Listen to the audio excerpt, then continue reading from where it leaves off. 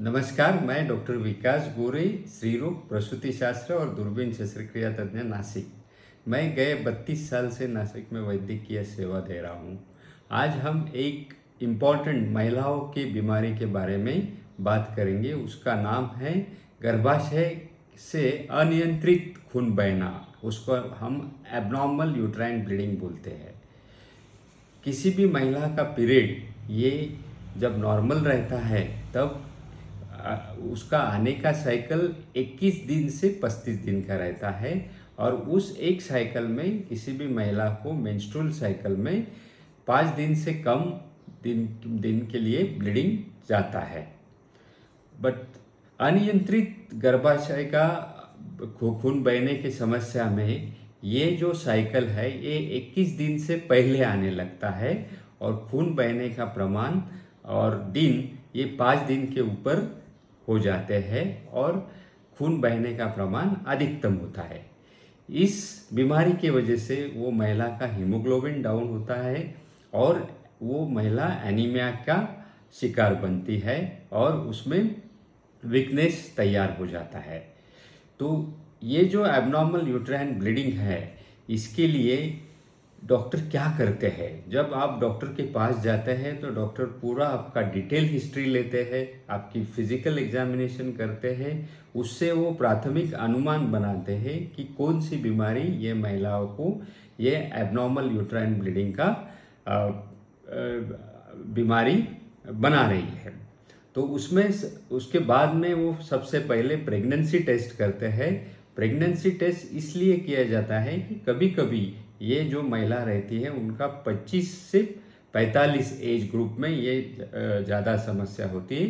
तो कभी मिसकैरेज हुआ रहेगा तो कुछ गर्भ के पीसेस गर्भाशय में रहने के बाद भी वो महिला को कंटिन्यूअस और खून बहने की शिकायत रहती है। तो वो ये सबसे पहले हम रूल आउट करते हैं कि वो प्रेग्नेंट थी या मिसकैरेज हुआ है क्या नहीं, ये देखते। उसके बाद में उसका खून का टेस्ट किया जाता है। उसमें हीमोग्लोबिन, पेशी की संख्या और प्लेटलेट नामक जो पेशी रहती है उसका प्रमाण हम नापते हैं। उसके बाद में उसको कुछ कोएगुलोपैथी है क्या, यानी खून की गुठली बनने की क्षमता कम हुई है क्या, उसके लिए हम ब्लीडिंग टाइम, क्लॉटिंग टाइम या PTINR ये कोएगुलेशन प्रोफाइल करते हैं। उससे हमें ये समझता है कि ये महिला का खून बहने का प्रमाण ज़्यादा हो सकता है इस कारण की वजह से, क्या नहीं, ये इसका निदान हो जाता है। ये होने के बाद हम सबसे इम्पॉर्टेंट थायराइड हार्मोन चेक करते हैं। उसका प्रमाण कम या ज़्यादा होने से भी अनियंत्रित खून बहने की समस्या यानी AOB का समस्या निर्माण हो सकती है। ये दो खून के इन्वेस्टिगेशन होने के बाद तीसरा इम्पॉर्टेंट इन्वेस्टिगेशन होता है पेल्विक सोनोग्राफी। उसमें हमें पता चलता है कि पेशेंट को ये abnormal uterine bleeding structural causes के वजह से हो रहा है या नॉन स्ट्रक्चरल कॉजेस से हो रहा है। स्ट्रक्चरल कॉजेस मीन्स गर्भाशय के आकार के वजह से या आकार डिस्टर्बेंस होने से या गर्भाशय के आकार में कुछ ट्यूमर या कुछ फाइब्रॉइड जैसी बीमारी तैयार हो रहे कि नहीं, वो समझते हैं।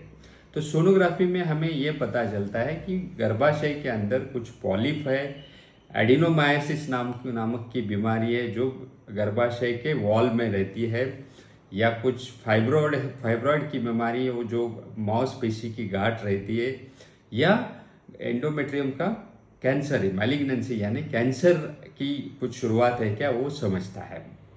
इसके बाद में हमें और ज़्यादा इन्वेस्टिगेशंस करने की ज़रूरत पड़ी तो हम हिस्ट्रोस्कोपी यानी गर्भाशय के अंदर में दूरबीन डाल के हम एंडोमेट्रियम और उसके अंतर्भाग का हम जांच करते हैं। और उसी दरम्यान हमें लगा तो हम कुछ भागों का बायोप्सी यानी टुकड़ा निकाल के उसको भी जांच को भेजते हैं ताकि हमें पता चले कि ये कैंसर है या नॉन कैंसर है। तो ये सब इन्वेस्टिगेशन होने के बाद पेशेंट का निदान हो जाता है कि पेशेंट को स्ट्रक्चरल कॉजेस है या नॉन स्ट्रक्चरल, यानी आकार के भिन्न हो जाने से या आकार में बदल होने से या आकार में कुछ बीमारी तैयार होने से खून बहना हो रहा है, या नॉन स्ट्रक्चरल या दूसरे कॉजेज से, यानी ब्लीडिंग डिसऑर्डर या हार्मोनल इम्बैलेंस इसके वजह से हो रहा है, और अन्य भी कुछ कारण है, वो उसका निदान हो जाता है। आइए ये एबनॉर्मल यूट्रन ब्लीडिंग का कॉज ट्रीटमेंट कैसा करते हैं वो देखते हैं। सबसे पहले जब पेशेंट का निदान हो जाता है तो उसका हीमोग्लोबिन करेक्शन आयन थेरेपी के द्वारा किया जाता है। दूसरा, उसका खून कम बहने के लिए उसको एंटी इन्फ्लेमेटरी और हीमोस्टैटिक यानी खून की गुठली जल्दी बने ऐसे कुछ एजेंट्स दिए जाते हैं, और उसके बाद में प्रोजेस्टेरॉन या थायराइड का हार्मोन करेक्ट किया जाता है। इससे अधिकतम महिलाओं को जिनको नॉन स्ट्रक्चरल कॉजेस है उनमें फर्क पड़ जाता है। बट जिनको स्ट्रक्चरल बीमारी है, यानी सोनोग्राफी में कुछ पॉलिप, फाइब्रॉयड, एडिनोमायोसिस आया है, तो जिन महिलाओं को एडिनोमायोसिस या फाइब्रॉयड है तो फाइब्रॉयड रिमूवल का, फाइब्रॉयड निकालने का ऑपरेशन जिसको हम मायोमेक्टोमी बोलते हैं, वो लेप्रोस्कोपी से कर सकते हैं। पॉलिप रहेगा तो दूरबीन के अंदर हिस्ट्रोस्कोप डाल के उसको रिसेक्ट किया जाता है, और मैलिग्नेंसी रहेगी तो उसका इलाज, यानी कैंसर रहेगा तो उसका इलाज दूसरे सिरे से और बड़े सिरे से होता है। उसकी चर्चा हम किसी और वीडियो में करेंगे।